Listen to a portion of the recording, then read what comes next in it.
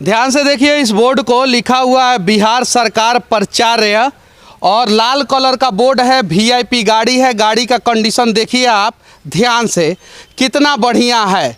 काहे कि बिहार सरकार ने एगो सरकारी पदाधिकारी को ये गाड़ी दिया है।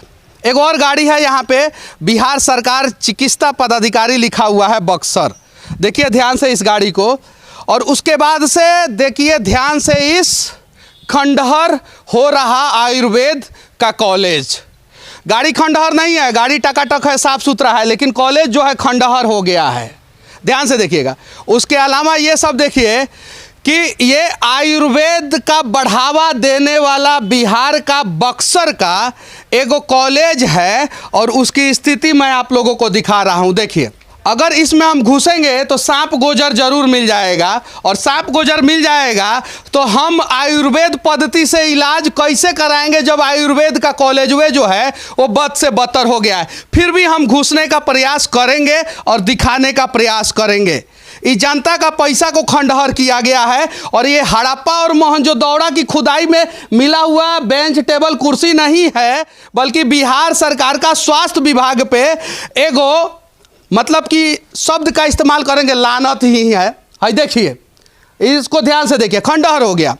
आयुर्वेद का बढ़ावा देने वाला सरकार है, लेकिन सरकारी आयुर्वेद का बढ़ावा नहीं देगा, पतंजलि के आयुर्वेद का बढ़ावा देगा। और देखिए अंडरवियर गंजी सूख रहा है सब, यानी इसमें कर्मचारी हैं। ये भैया हमको लेके आए हैं यहाँ पे, चूँकि इन्होंने इसके बारे में बताया। और मैं सोच रहा था कि ये तो काहे लग जाएंगे हम, लेकिन जब आए तो मेरा खून खौल गया कि देखिए इस प्रकार के विरासत को, जो दुनिया में सबसे पहले शैल चिकित्सा का जन्म जो है भारत में हुआ था, धन्वंतरी ने किया था। और सबसे पहला आयुर्वेद कॉलेज जो है धन्वंतरी के ही वंशज जो है काशी में स्थापित किए थे। और काशी नरेश अभी हैं कौन? काशी नरेश जो हैं वो देश के भी नरेश हैं, नरेंद्र दामोदर दास मोदी जी। लेकिन कहा जाता है काशी नरेश कोई और है, राजा कोई और है, लेकिन देश के राजा मोदी जी है। मोदी जी से ये दुर्दशा दिखाने वाला हूं मैं कि देखिए कि जिस आयुर्वेद पे भारत को गुमान था, जिस आयुर्वेद पे दुनिया रिसर्च करती थी, भारत में आके उस आयुर्वेद की स्थिति क्या है। मैं इन लोगों को क्या बोलूँगा, यहाँ के अधिकारियों को क्या बोलूँगा? पहले मैं दिखाऊंगा कि यहाँ पे काम कैसे होता है। आइए ध्यान से, और कैसे मरीजों का मदद किया जाता है। और एक और चीज़ मैं बता देना चाहता हूँ, आयुर्वेदिक दवा का अगर आप इस्तेमाल करेंगे, कहीं डायबिटीज बीपी ये सब नहीं होगा। और अगर आप एलोपैथिक दवा का इस्तेमाल करेंगे तो एक बीमारी से बचने के लिए दूसरा बीमारी जो है ऑलरेडी आपके शरीर में प्रवेश करता है। और आयुर्वेद से हम 90% बीमारियों का इलाज कर सकते हैं। इस पे रिसर्च करने की ज़रूरत है और इस आयुर्वेद पद्धति को बचाने की ज़रूरत है। इस आयुर्वेद कॉलेज का नाम क्या है? आयुर्वेदिक धन्वंतरी कॉलेज नाम है इसका। इसका स्थापना कब हुआ? 1972 में इसकी स्थापना बक्सर के लोगों ने किया था। बक्सर के लोगों ने किया था। अच्छा ये बताइए कि इसमें अब पढ़ाई उड़ाई होता है कि नहीं? देखिए 1986 में जब इसको सरकारीकरण किया गया सरकार के द्वारा, 75 में मान्यता मिला और 86 में सरकारीकरण हुआ। उसके बाद पढ़ाई बहुत सुचारू ढंग से हो रहा था। कितने बच्चे पढ़ते थे हर साल? यहाँ हर साल 100 लोगों का नामांकन होता था। यानी हर साल इस कॉलेज से 100 आयुर्वेदिक डॉक्टर बन जाते थे, जो इस देश को आयुर्वेद पद्धति से कम पैसे में स्वस्थ करने का प्रयास करते थे। उसके बाद क्या हुआ? उसके बाद ये जैसे सरकार के हवाले हुआ, उसके बाद इसकी स्थिति दिन पर दिन खराब होने लगी। सरकार इस पर ध्यान नहीं देती थी और उसका खमियाजा ये भुगतना पड़ा इस महाविद्यालय को कि इसकी बिल्डिंग जो है पूर्ण रूप से ध्वस्त हो गई है।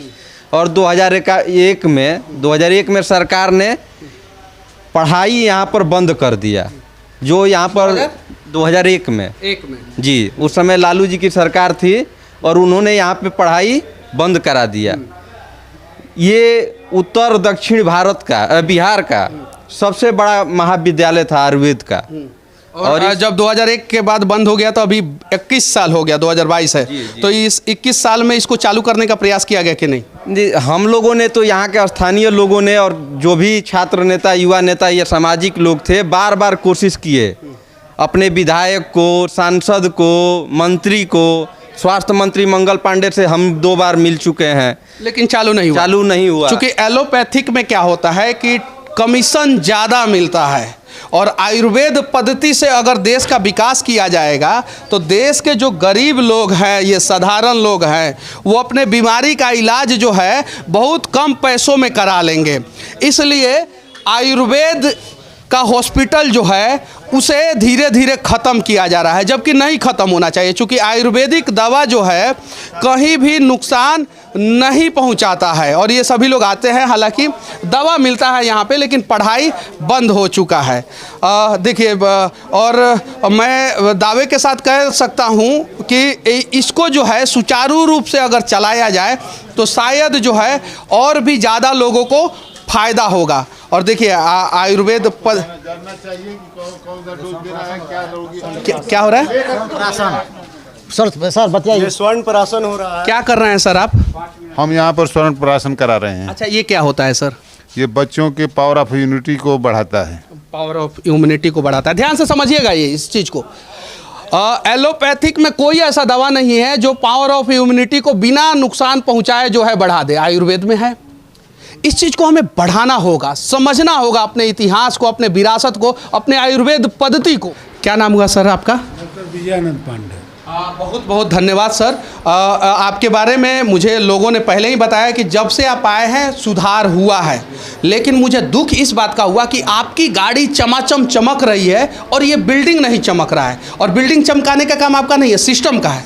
लेकिन अगर आप बताएंगे तो हम सरकार तक संदेश पहुँचाएंगे। यहाँ का एक कॉलेज 186 को 186 के पहले प्राइवेट कॉलेज था। 186 को राज्य इसको सक्षम एवं प्रगतिशील देखते हुए अनंत प्रसाद शुक्ला जो संयुक्त सचिव बिहार सरकार थे, उनका रिपोर्ट था कि सक्षम एवं प्रगतिशील कॉलेज को सरकारीकरण करेंगे। तो सक्षम एवं प्रगतिशील कॉलेज में मेरे कॉलेज का नाम आया और इसका 186 के प्रभाव से सरकारीकरण हुआ। सरकारीकरण के बाद यहाँ पर इंफ्रास्ट्रक्चर के नाम पर कुछ भी सरकार का ध्यान नहीं आया, न जनता का ध्यान, न सरकार का ध्यान। सिर्फ स्टाफ को वेतन दिया गया, मेडिसिन का जो एनुअल बजट है वो दिया गया, इस सब में कोई कमी नहीं है।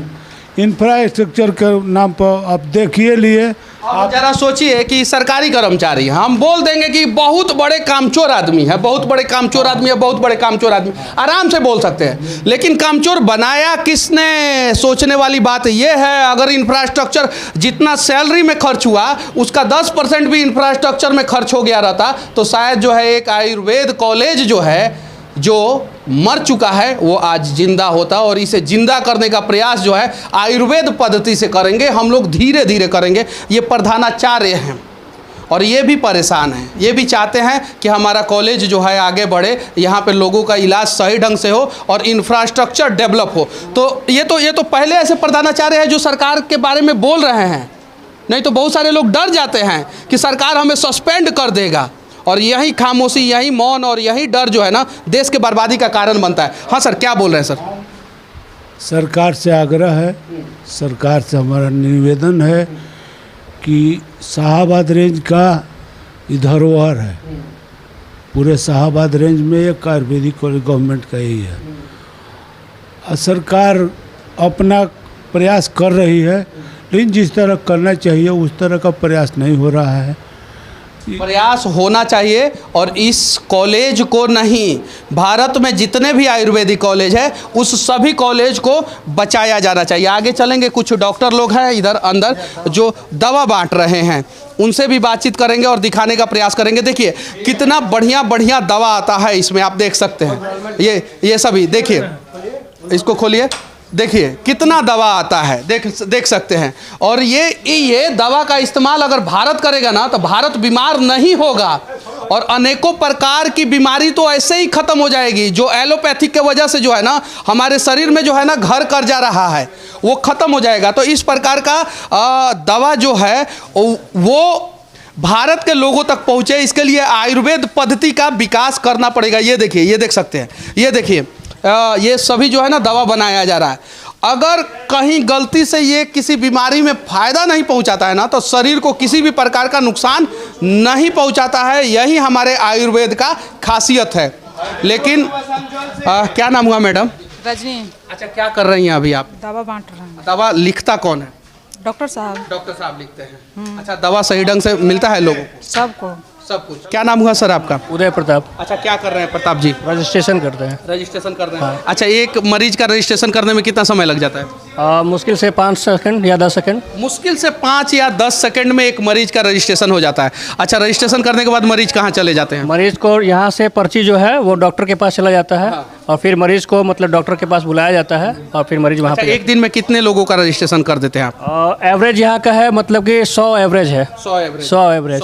सदर अस्पताल से भी अधिक लोग यहाँ पे आते हैं। सरकार से विनती करना चाहता हूँ कि जो बड़ा बड़ा इंफ्रास्ट्रक्चर एलोपैथिक हॉस्पिटल जो हम लोग खोलते हैं ना, उसका 10% में जो है ना, इस देश के हर एक ब्लॉक में जो है आयुर्वेदिक कॉलेज खुल सकता है। और जहाँ पे आयुर्वेद पद्धति जिंदा भी हो सकता है और आयुर्वेद पद्धति से देश के लोगों का इलाज भी हो सकता है और देश बीमार होने से बच भी सकता है। बचाया जाए, एक प्रयास किया जाए देश को बचाने का। बक्सर में स्थित एक विरासत का शुरुआत कैसे हुआ और वो विरासत खंडहर में कैसे बदल गया, उसके बारे में आज मैं आप लोगों को बताने जा रहा हूँ। डॉक्टर सिद्धनाथ तिवारी जी इस कॉलेज का उद्घाटन किए थे, शुरुआत किए थे। 1972 में शुरुआत हुआ था। ध्यान से देखिए आप लोग इसकी स्थिति अभी क्या है और स्थिति क्या है।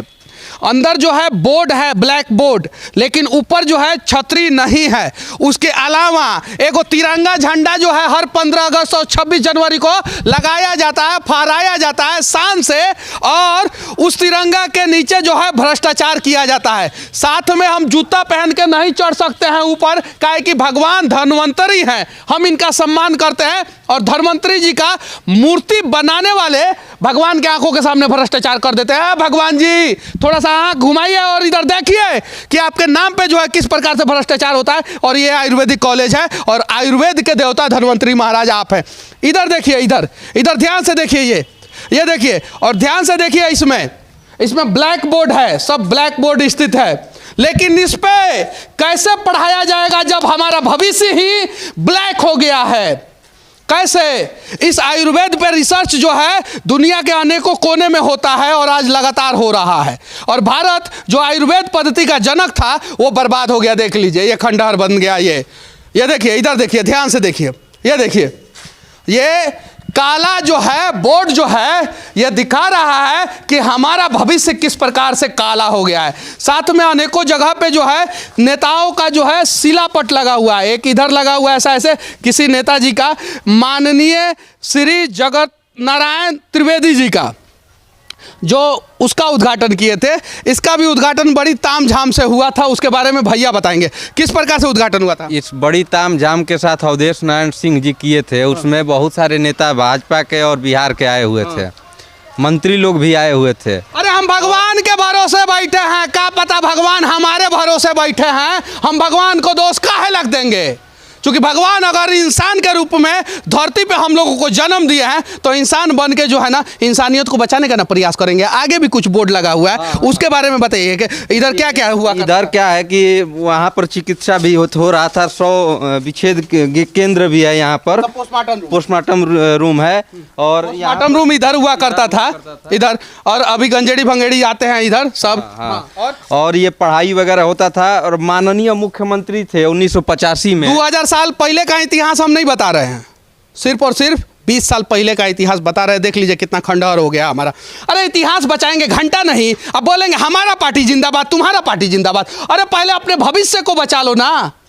ये देखो यहाँ पे जो है बोर्ड तो दिखेगा लेकिन बाकी उसके अलावा जो है ना कुछ नहीं दिखेगा। और ये है हमारा आयुर्वेदिक धन्वंतरी महाविद्यालय। सही है कि नहीं? हाँ, आज तो ऐसा स्थिति है कि इधर कोई भी ध्यान नहीं देता है और इसके नाम पर इतना बड़ा लूट बिहार सरकार कर रही है कि अब कहना मुश्किल है। हर रोज बेंच, कुर्सी, टेबल, दवा और पढ़ाई के नाम पर अनेकों तरह से बिहार सरकार लूट रही है, लेकिन कोई व्यवस्था में सुधार नहीं हो रहा है। ये जो है टेबल, कुर्सी, बेंच जो है वो बक्सर के खुदाई में नहीं मिला है, बल्कि यहाँ के नेताओं ने इसे बर्बाद किया और यही हमारा भविष्य है। अगर आज हम पार्टी की राजनीति से ऊपर उठ के आवाज़ नहीं उठाए ना तो हमारा भविष्य ऐसे ही खंडहर हो जाएगा। तो देश के लोगों विनती है, बिहार के लोगों, खासकर तुम लोगों से, कि अपना भविष्य इसके पहले खंडहर हो जाए, उसे बचा ले, नहीं तो इसके लिए इतिहास में हमें भी कहीं नहीं तो कहीं काले अक्षरों में दोषी माना जाएगा। क्या नाम हुआ चाचा? अरुण कुमार तिवारी। अच्छा, कितना उम्र हो गया आपका? 60 वर्ष पूरा होने जा रहा है। 60 वर्ष पूरा होने जा रहा है, यानी रिटायरमेंट का उम्र पूरा होने जा रहा है। क्या करते हैं चाचा आप इस आयुर्वेदिक कॉलेज में? रोगी का पुर्जा चढ़ाते हैं। कितना पुर्जा चढ़ा देते हैं पर डे? 100, 60, 75 यही पुर्जा चढ़ता है। पुरुष रोगी का, स्त्री रोगी का अलग अलग पुर्जा चढ़ता है। अलग अलग? हाँ हाँ। अच्छा, अब कोरोना के पहले कितने लोग आते थे? 300, 350, 400 भी रोगी हो जाते थे। अच्छा, इसके कॉलेज को बंद कर दिया गया, क्यों बंद कर दिया गया? गवर्नमेंट की लापरवाही से बंद हुआ, लोग राजनीति करने लगे, बंद कर दिए। यानी राजनीति जो है ना, वो देश के भविष्य को बचाने के लिए नहीं, गरीबों का गरीबी दूर करने के लिए नहीं, बल्कि इसके पहले यहाँ पर ऑपरेशन भी होता था, रोगी भर्ती होते थे। 200-250 रोगी, 210 बेड का हॉस्पिटल था, 205 बेड का, और रोगी बराबर यहाँ पर रहते थे। खाना भी दिया जाता था, प्राइवेट कॉलेज उस समय था, खाना भी दिया जाता था। उसके बाद भी सरकारी हुआ, इसके बाद भी हम लोग वहाँ यहाँ पर थे। 2003 में जब कॉलेज को बंद कर दिया गया तो हम लोग हट गए। हटने के बाद 15 बरस लड़ाई किए। लड़ाई करने के बाद 2010 में यहाँ हम लोग आए। 35-36 स्टाफ 2010 में यहाँ पर आए। अब ज़रा सोचिए कि बहुत आसान है, मैं आके यहाँ पे बहुत इजीली बोल सकता हूँ, अरे काम नहीं कर रहे हैं चाचा, अरे काम नहीं कर रहे हैं, काम नहीं कर रहे हैं, सबको बोल दूंगा। अरे काम ये लोग करना चाहते हैं, सरकार काम करने नहीं देना चाहती है, इसलिए सरकारी तंत्र बर्बाद होता है और बदनाम सिर्फ और सिर्फ सरकारी कर्मचारी होते हैं। तो ऐसा नहीं होना चाहिए। और बस बक्सर के लोगों से कहना चाहता हूं और आसपास के लोगों से कहना चाहता हूं कि कम से कम इसके लिए आवाज़ उठाए। देश के लोगों से कहना चाहता हूं कि आयुर्वेद पद्धति के लिए आवाज़ उठाए, आयुर्वेद अस्पताल के लिए आवाज़ उठाए। और यहाँ के स्थानीय नेताओं से कहना चाहता हूं कि बचा लो इस विरासत को, बचा लो इस धरोहर को, बचा लो इस ज्ञान के केंद्र, आयुर्वेद विज्ञान का केंद्र, इस अस्पताल को, ताकि जो है हमारे देश के गरीबों का कुछ भला हो सके, हमारे देश का भविष्य का कुछ भला हो सके, बक्सर का कुछ भला हो सके, बिहार का कुछ भला हो सके। बाकी राजनीति के नाम पे तो आप लोग राजनीति करते ही हो। और हमने सुना था दुनिया का सबसे जहरीला जहर जो है वो साइनाइड होता है, लेकिन आज हमें पता चल गया है कि दुनिया का सबसे जहरीला जहर जो है वो राजनीति होता है, जो हमारे देश के लोगों के नस नस में घुस चुका है और इसीलिए हमारा देश बर्बाद हो रहा है। तो इसे बचाना होगा हम सभी को। बाकी इस आयुर्वेदिक कॉलेज से हमारा ये प्रयास कैसा लगा आप लोग कमेंट करके ज़रूर बताना। बक्सर में आयुर्वेदिक कॉलेज का विकास होना चाहिए कि नहीं होना चाहिए, इसे बचाया जाना चाहिए कि नहीं बचाया जाना चाहिए, बिहार में हर ब्लॉक में आयुर्वेदिक कॉलेज होना चाहिए कि नहीं होना चाहिए, देश में आयुर्वेदिक पद्धति का विकास होना चाहिए कि नहीं होना चाहिए, इसके बारे में भी आप लोग कमेंट करके ज़रूर बताना। और हो सके तो सरकार किसी की भी हो, पक्ष विपक्ष की राजनीति में ना पड़ते हुए देश के तरफ खड़ा होकर देश के लिए हमेशा आवाज़ उठाना। जय हिंद।